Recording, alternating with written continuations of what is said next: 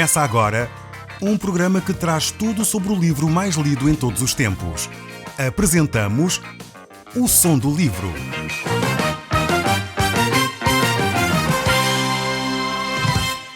Seja muito bem-vindo. Neste podcast vai encontrar o livro mais conhecido e lido em todo o mundo. Vamos levá-lo numa viagem pela história da humanidade.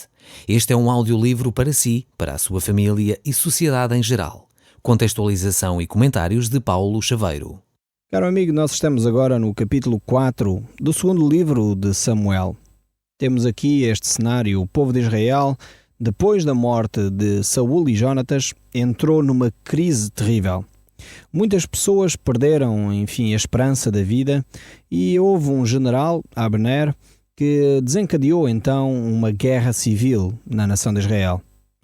Deus permitiu estas cenas registadas aqui na Bíblia para nosso ensino, para que nós pudéssemos aprender a ter cautela, para nós podermos aprender também com as lições destes homens da Bíblia e evitarmos, no fundo, situações idênticas, quando possível, mas ao mesmo tempo percebermos que quando a injustiça é cometida e quando há homens orgulhosos como Abner que se insurgem contra aqueles que são filhos de Deus, devemos agir com sabedoria, devemos agir com prudência, mas ao mesmo tempo devemos agir para que a justiça seja reposta. E Abner foi de facto esse general que agiu de uma forma orgulhosa para benefício próprio. No último programa nós tratámos exatamente disso, em que vimos que esse homem procurava constantemente fazer guerra às tropas de Davi, e Joabe, um dos generais de Davi, então matou Abner. Davi, no entanto, não tinha a intenção de lutar contra Abner e achou mal essa atitude de Joabe, que foi uma atitude à traição. Matou Abner não no campo de batalha, mas de uma forma traiçoeira, agindo, de uma forma dissimulada, e por isso mesmo Davi chorou a morte de Abner e mandou que se homenageasse de alguma forma a atitude, desse homem que foi traiçoeiramente assassinado. Isso de alguma forma serviu para que o povo de Israel percebesse que Davi tinha um coração íntegro. Não era um homem que guardava rancores, não era um homem que agia, de uma forma qualquer. Era um homem que agia em concordância com a vontade de Deus e procurava sempre estar debaixo da orientação de Deus. É por isso que, de facto, Deus escolheu este homem para ser o rei de Israel. Mas vamos então começar a leitura deste segundo livro de Samuel no capítulo 4. E vamos começar nos primeiros versos. Diz assim: quando Isbosete soube da morte de Abner em Hebrom, ficou cheio de medo. E o povo que estava com ele também ficou alarmado. Isbosete era então, fazer aqui uma pausazinha, para dizer que Isbosete era o rei das outras tribos, o rei do grupo que se chamava ou intitulava Israel. Portanto, ele era um homem extremamente medroso, como nós já tínhamos visto nos últimos programas. Isto é só para lembrar aqueles que talvez não ouviram o último programa, poder situá-los um pouco no tempo. E continuando no verso 2 aqui deste capítulo 4 diz: quando o comando das tropas israelitas recaiu agora sobre os dois irmãos Banaá e Recabe, que eram capitães do príncipe Isbosete, liderando assim as suas ações de guerrilha. Eram filhos de Rimon, originários de Berote, povoação sob a jurisdição de Benjamim. A povoação de Berote é considerada como sendo benjamita, mesmo apesar de terem fugido para Gitaima, onde agora vivem. Vemos aqui este texto bíblico onde diz onde agora vivem, quer dizer, no fundo, que nos dias em que foi escrito o segundo livro de Samuel, esta população estava naquela localidade. O texto continua no verso 4 a dizer: havia um neto do rei Saul, de nome Mefibosete, filho de Jonatas, que era aleijado dos pés. Tinha 5 anos na altura em que o pai e o avô morreram na batalha de Jezreel. Quando a notícia desta derrota chegou à capital, a ama pegou na criança e fugiu, mas tropeçou e deixou-o cair, ficando assim aleijado. A vida desse filho de Jonatas é impressionante. Ele tinha o direito ao trono, era o herdeiro legítimo do trono. Poderia ter sido um perigo constante para Davi, porque, sendo o herdeiro, poderia reclamar o trono de Israel a qualquer momento. Mas isso não aconteceu. Davi realmente demonstrou grande estima, grande cuidado para com este filho de Jonatas. Certamente Davi protegeu Mefibosete exatamente porque era muito amigo de Jonatas e sentia grande responsabilidade pelos seus descendentes. Certamente Davi estava lembrado do pacto que tinha estabelecido com Jonatas de que iria cuidar dos seus descendentes, assim como Jonatas se preocuparia com os descendentes de Davi caso acontecesse alguma coisa a Davi. E realmente isto mostra mais uma vez a integridade, mostra mais uma vez a grandiosidade e a nobreza que Davi tinha. Esta é uma história com muitas lições espirituais. Sabemos que Davi era um homem de grandes princípios, era muito amigo de Jonatas, era como se Jonatas fosse o seu próprio irmão. E exatamente por isso ele tratou o filho de Jonatas com muito carinho, com muito cuidado. Poderíamos dizer como se fosse quase seu próprio filho. E isto nos lembra, no fundo, o tratamento de Deus para conosco, que é baseado num amor profundo. É baseado num amor que Deus manifestou através da pessoa de Jesus Cristo, ao enviá-lo ao nosso meio. E é exatamente porque Deus amou a seu Filho, Jesus Cristo, dessa maneira profunda, que Ele estende até nós esse mesmo amor. Quando Cristo se entregou por nós, o amor que Deus tinha na Trindade, entre o Pai, Filho e Espírito Santo, é estendido à humanidade. E é por isso que com a morte de Jesus Cristo nós temos agora acesso com confiança ao trono de Deus. A salvação é-nos oferecida por causa do grande amor que Deus tem, em primeiro lugar, pelo seu próprio Filho e depois que Deus manifesta através do seu próprio Filho para cada um de nós. Cristo, o Filho unigênito de Deus que morreu na cruz para nos salvar, é realmente a manifestação suprema do amor de Deus.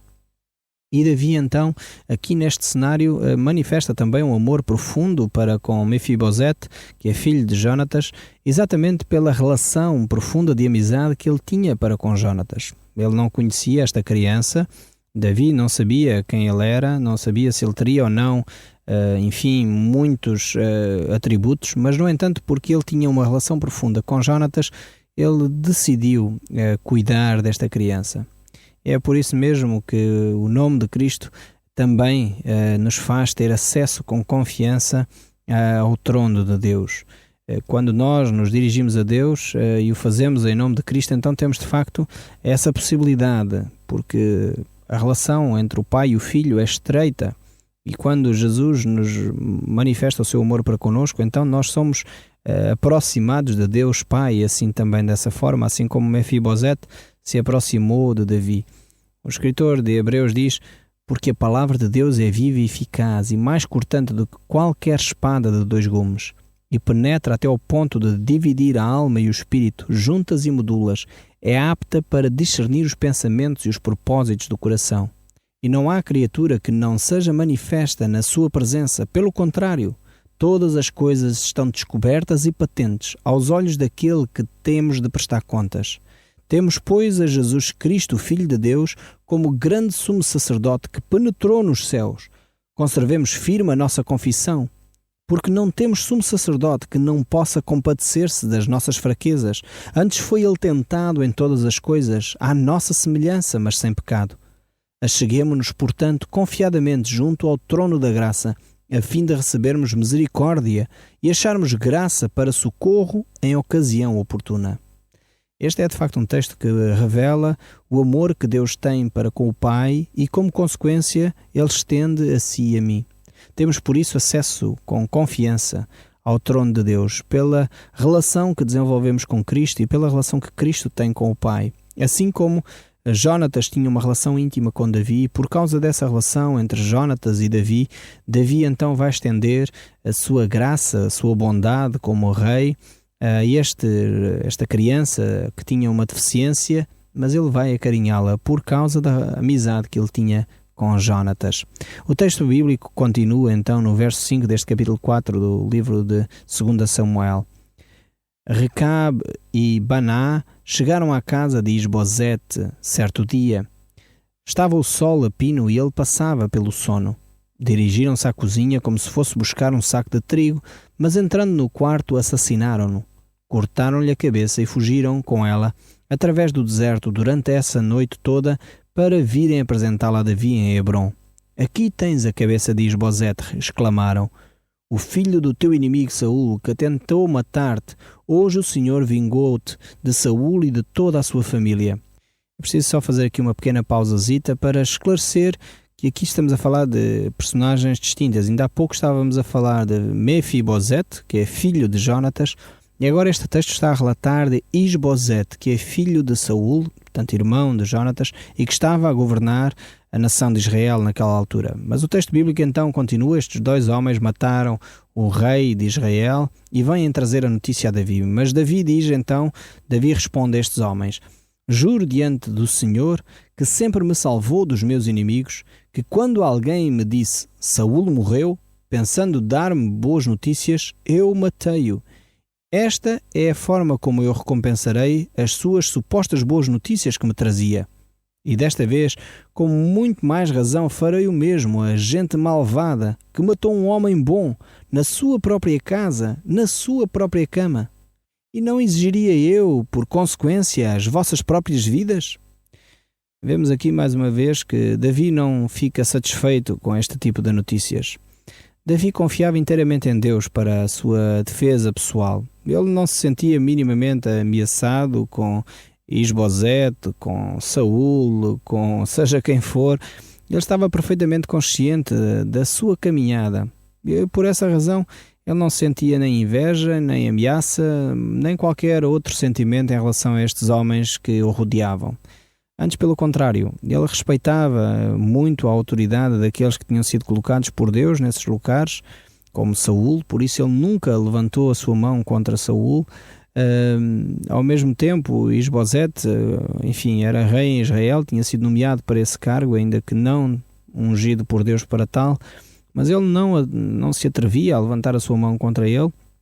E estas notícias que estes homens traziam não eram de facto boas notícias para Davi. Davi não desejava a morte de ninguém, não era um homem que estivesse desejoso de ver alguém morrer. E é exatamente por isso que ele toma as suas devidas cautelas quanto a este tipo de notícias. O texto bíblico então continua no capítulo 5 e diz assim: representantes então de todas as tribos de Israel vieram ter com Davi em Hebrom e oferecer-lhe a garantia da sua lealdade. Somos do mesmo sangue que tu, disseram. Mesmo quando Saul era o monarca, tu eras o nosso verdadeiro chefe.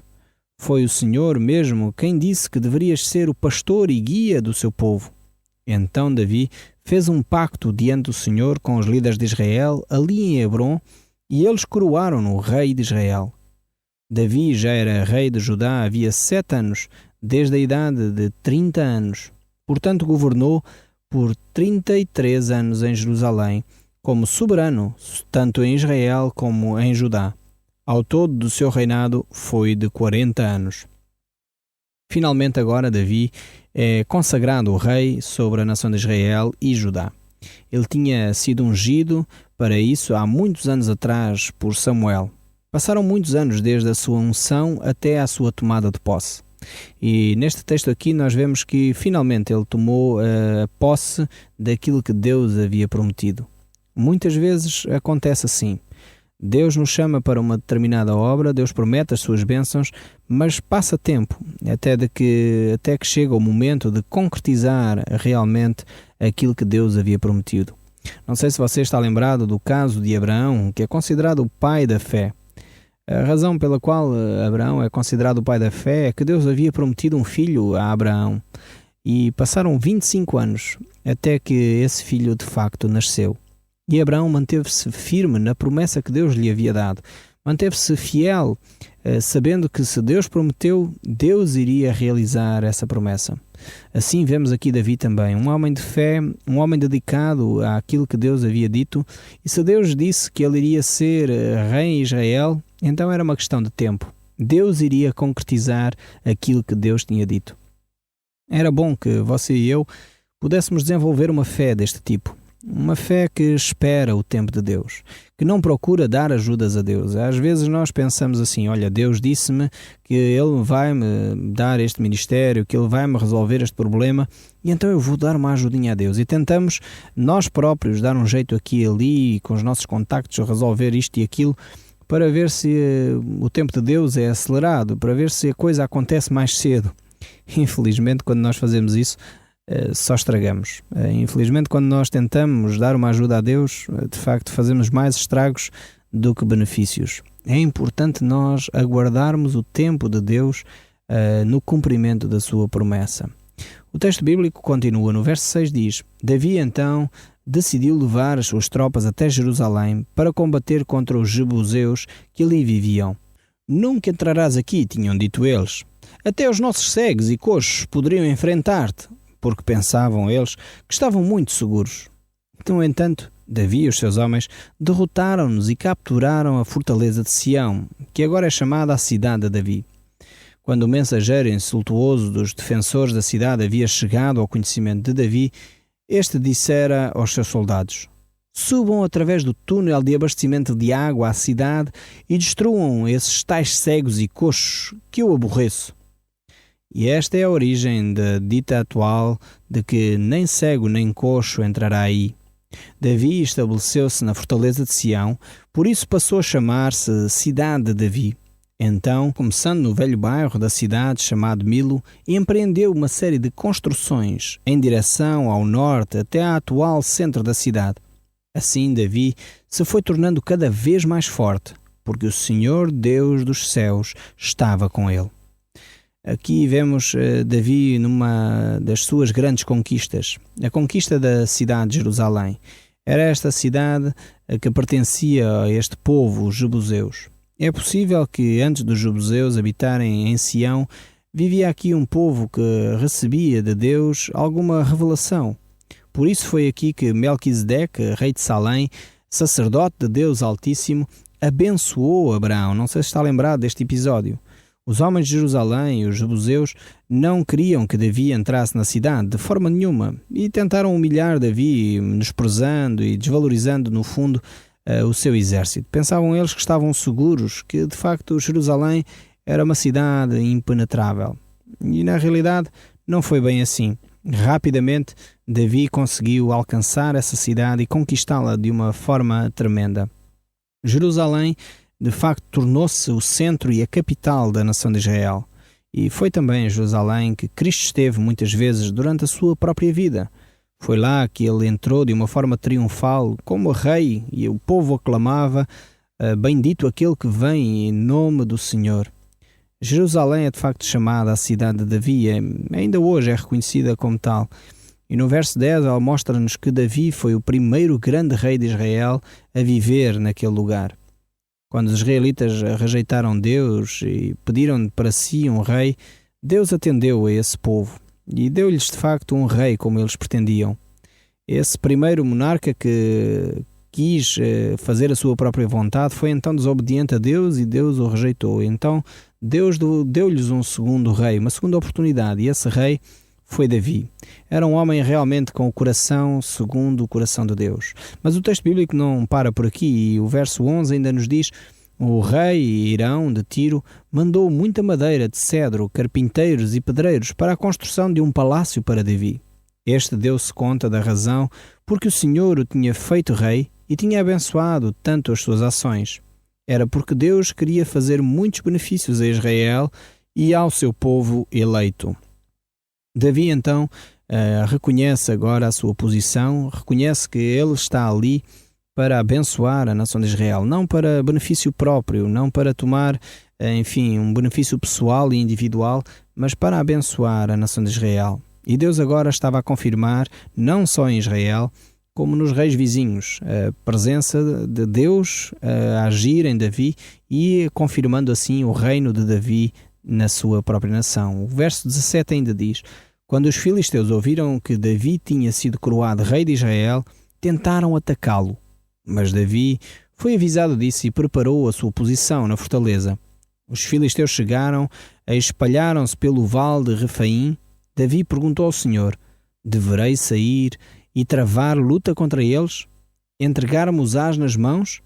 E o Senhor respondeu: sim, podes avançar, porque hei de entregar-te-os. Vemos aqui mais uma vez a atitude de Davi. Constantemente ele consulta a Deus para as suas ações. Realmente era um homem que não dava um passo sem consultar a vontade de Deus. Era um homem que tinha muita experiência de batalha, Era um homem que constantemente agia no campo de batalha, mas, no entanto, ele não confiava em si mesmo. Ele procurava orientação em Deus.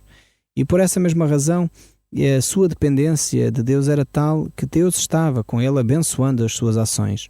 E era de tal forma manifesto isso, que as outras pessoas à volta, os outros reis à volta, começavam a reconhecer isso. Como aquele rei de Tiro começou a enviar madeiras para o palácio de Davi, porque reconhecia que Deus estava nas suas ações.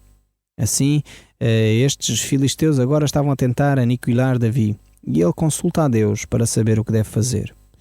Eu creio que deveríamos parar aqui um pouco e tirar umas lições desta experiência de Davi.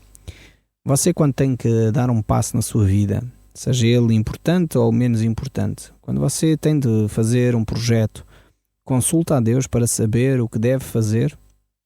Ou você vai avançando na sua vida, fazendo as coisas, e depois, quando as coisas correm mal, então aí lembra-se de orar a Deus e perguntar: Senhor, ajuda-me, abençoa o meu trabalho, faz tu, ó Deus. Às vezes nós temos este tipo de atitude.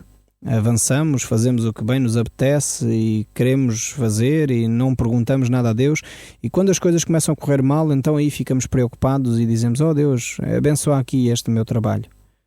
Eu espero que você ouça esta lição, ouça estas palavras daqui da Palavra de Deus, da Bíblia, e possa retirar uma lição para a sua vida. Você possa começar, talvez hoje mesmo, a alterar a sua maneira de encarar a vida, consultando a Deus naquilo que deve fazer, colocando diante de Deus os seus sonhos, os seus projetos, aquilo que Deus tem para si. Talvez a compra da casa, a compra de um carro, o casamento, aquilo que no fundo o preocupa. Coloque no trono de Deus e pergunte ao Deus: o que é que eu devo fazer? Faça essa oração agora mesmo. No próximo programa nós vamos continuar a olhar para Davi e a ver como este homem dependia completamente de Deus e como ele entregava a sua vida nas mãos de Deus, mesmo nos momentos difíceis. Até lá, fique sempre na nossa companhia e que Deus o acompanhe e guarde. O Som do Livro, uma produção da Rádio Transmundial de Portugal.